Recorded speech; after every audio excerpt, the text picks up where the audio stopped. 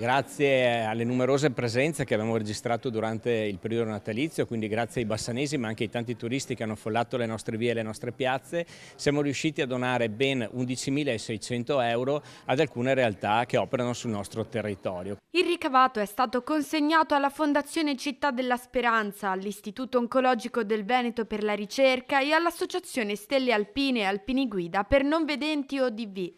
La cerimonia di consegna si è svolta al Museo Civico di Bassano, in Sala Chilesotti. È una grande iniziativa che abbiamo voluto portare avanti assieme alla Pro Bassano, che ha allestito una serie di presepi all'interno della chiesa di San Giovanni, la mostra Ritratti bassanesi organizzata dalla Promo Bassano Più e dal fotografo Gio Tarantini e la casetta di Babbo Natale, che ci hanno permesso di raccogliere queste risorse che abbiamo destinato a tre realtà importanti del nostro territorio che si occupano di salute ma anche di sociale. Quindi il nostro vuole essere anche un ringraziamento a queste realtà che hanno operato durante le festività per donare qualcosa di importante a chi ne ha bisogno. Un gesto concreto affinché la solidarietà non resti solo un messaggio, ma si trasformi in un aiuto reale. Ogni anno proprio il ricavato di queste